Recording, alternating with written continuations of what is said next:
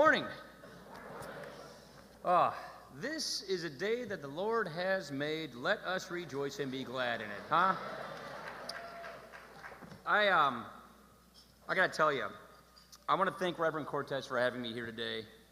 And before I get into the substance of what I want to talk about, I want to begin by saying we all share a commitment to fixing this utterly broken immigration system, and we've got to find a way to do this. Please know that we believe this. In the House, nothing's easy, but we are bringing together lawmakers from across the spectrum. We've been in meetings hour after hour, day after day, between moderates and conservatives to find a path forward. As a result, we're going to have a debate, and we're bringing votes to the floor of the House next week to try and begin this process of fixing this broken immigration system. My goal has always been to have a lasting solution, not just some temporary patch, but a lasting solution so that we can address the sincere problem that the DACA kids are facing, and we can address it in a way so that we don't have another DACA 5-10 years down the road. That's what we're trying to achieve. But I want to make it really clear, your voice, your involvement, it's critical. So thank you for being at the table. Thank you for your voice. Thank you for your prayers. Thanking you for helping us and the country keep our eye on this ball. So thank you for that. I'm just thinking now, at about this time last year, this day, 8:54, I was on the phone with Jennifer Scalise about right before 9 o'clock. And her husband, Steve, had just gotten shot an hour ago this year, this day, on a ball field practicing for a game that's going to be played tonight. It's a game that we do every year in Congress. Been doing it for like 100 years for charity. And that's about all that we knew. We knew that Steve had been shot. We didn't know how bad it was yet. When he came off that helicopter into the hospital here in D.C., he had no blood pressure and no pulse. And we didn't know what kind of fight he was going to have ahead of him. And the one thing from that time that I so vividly remember was just, whether it was home in Wisconsin or flying around America or just going through Congress, everybody would say, how is Steve Scalise? How is his family? How are his kids? Please know that we are praying for him. Those prayers that were here in this room, those prayers offered around the country, those prayers worked. And I want to thank you for that, because we have our friend Steve Scalise back at work, and those prayers have been answered.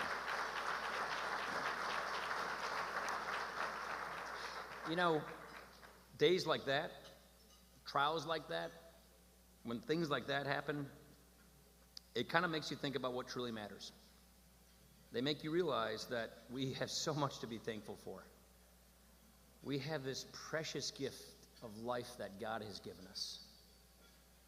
And gatherings like this, they make us grateful too. They make us grateful for fellowship, for compassion. It's not always easy to be thankful, is it? We tend to wake up thinking about what we don't have, what our problems are. We tend to think of waking up about what we have not yet figured out. But every day, we have this beautiful opportunity to give thanks. And a grateful heart can do so much. And when things are getting away from us, it can really sort of slow us down to help us reflect. At our wits' end, it can take us back to the start. When we're in the trenches, it can counsel us to respond with kindness instead of responding in kind. And God gives us peace in all of this. He gives us a sense of wonder. He gives us a capacity to love unconditionally. Most days, that's enough. It doesn't take much to have a grateful heart. Jesus said, all you need is a grain of a mustard seed. One of my mentors is a guy named Bob Woodson, founder and president of the Center for Neighborhood Enterprise, one of the greatest poverty-fighting institutions of our time, called the Woodson Center now. He put it well when he said, faith in God transforms the inside, and that faith transforms the outside. Faith transforms the outside. It makes us healers. And there are people living out this message every single day. And that is where I see inspiration. You know, there's this ministry in San Antonio called Outcry in the Barrio. It's run by a buddy of mine, a guy named Jubal Garcia. Basically, what Jubal and the Outcry ministry does is they take heroin addicts off the street.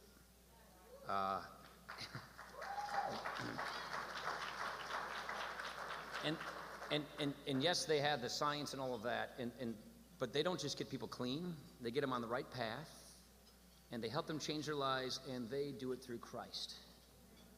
I first visited Outcry 4 years ago. He's got these chapters all around the country. They're all bringing up around the world now. I remember when Jubal took me from bed to bed, he knelt down, he would pull me in, and he showed me the scars, he showed me the trax marks on these men. And I'll never forget, one of these guys who just came off the street a few hours earlier, he said, "Help me pray for this man." I got to tell you, in that moment, in that place, it was sort of a sense of joy. I didn't see suffering. I saw possibilities. You could tell just how unifying, how truly unifying faith can be, how it sort of sees the person. It doesn't see the problem, how it heals soul to soul, eye to eye. It pulls forth the potential. And this beautiful charity, Outcry in the Barrio, is taking hundreds and thousands of people off the streets, off of heroin, on the path toward Christ, and transforming people's lives. It is a beautiful thing to see. I saw how, as Jubal says, we can heal ourselves. I saw how we can do that as a country. You look at how, right now, our economy is doing pretty darn well. Hispanic unemployment fell to its lowest level on record this year. Wages are picking up. The jobless rate is at a 48-year low. For the first time, and I don't know even when, we have more job openings than we have jobs being sought. So we have this economic recovery. So let's add to that, how about a recovery in our civil society as well? That, to me, would be a truly historic moment for our country. And too often, faith is used to divide us. It is used as this wedge or this cudgel for judging one another. And I got to tell you, 21st century technology, social media, it is this self-appointed jury that speeds all this up, and it feeds on itself. And so we're accelerating the wrong things with all this technology. And these debates, they often get focused on the person or the government and nothing in between.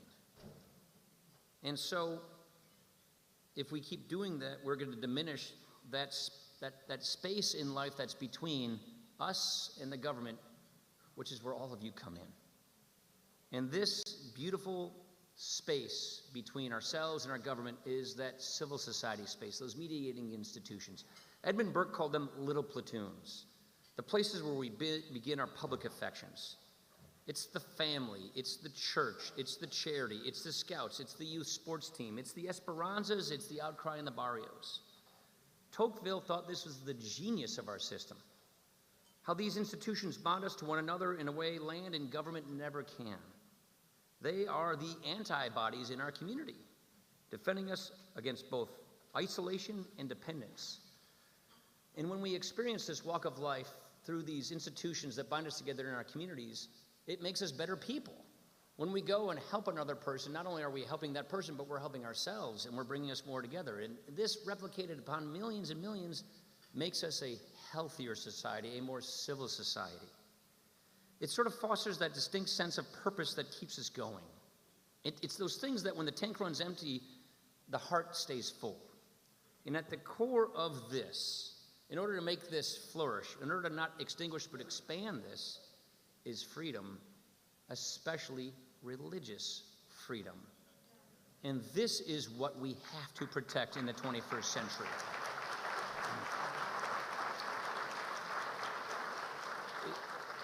This is not a partisan issue. It doesn't matter if you're a Republican or a Democrat or an independent. We should all want our faith-based institutions and organizations to have the maximum freedom to carry out their missions. Whether it's changing lives ravaged by opioids, whether it's empowering a person to find a steady job or just building charter schools so kids can get a better and decent education. These little platoons can be a great equalizer, meaning the mission of our country to make sure that we can get everyone access to opportunity. That's what equality is, equality of opportunity. And this is something that we all have to keep our eye on. Let me just close with a few words as a dad. I announced my retirement from Congress recently. 20 years and 3 teenagers makes you sort of think. And when I'm on the road in this job, I'm going a lot. And what I realize is just having sort of a Sunday and a half a Saturday at home, when your kids become teenagers, their sense of an ideal weekend is not spending all of their time with you, their parents. But when I announced this retirement, much of the media focused on what I was giving up, title and all of these things. All I could think about was what I was gaining. And what I'm most grateful for these days is just that precious time and chance to spend with my kids. We got 3 teenagers, 13, 15, and 16. Our son Charlie just graduated from our parish school, 8th grade, which is a big deal in our parish. And just seeing that, my wife's the shortest person in our family now. Seeing them grow so fast, it's true what they say, how the days go slow, but the years go fast. I could go on and on about how, their games go Saturday, but Sunday is the day. Sunday, it's we do mass, then we do pancakes, we just stir the pot and spend the time. And it's those kind of uncharted, unscheduled moments where we really form those lasting bonds. And it's when we go out and interact in the community, in our civil society as a family, where you really do feel connected. And you think about how you want your kids to live long, productive lives, you want them to prosper, but what I think most about is how I want them to live, what kind of people they're going to be, what their contribution, what their character is like. And this is why those in-between moments is so important.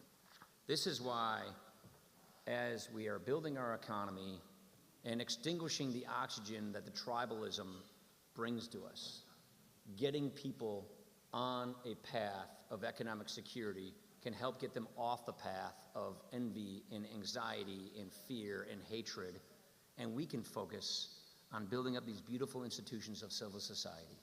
It's pretty hard to advance civility if we don't have a civil society.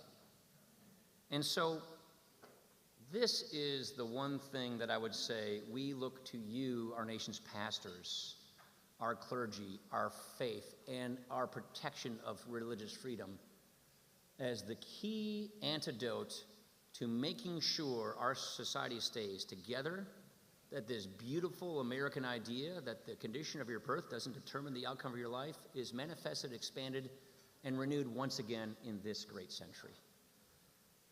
The New Testament, the Apostle Peter says, as each has received a gift, use it to serve one another as good stewards of God's very grace. It all begins with a grateful heart, with planting those mustard seeds of grace.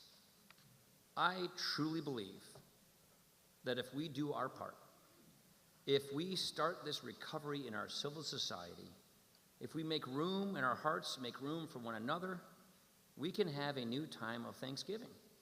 We can have a new birth of freedom in this country. It's easy to turn on the internet or the TV and get discouraged, but it is still so eminently possible to go out in our communities and re-tie these bonds and re-heal our communities. I pray for this. I pray for you. I pray that we all have more days to rejoice and to be glad, to work together, and to transform the outside. May God bless you, and may God bless this beautiful country. Thank you very much. Appreciate it. Thank you.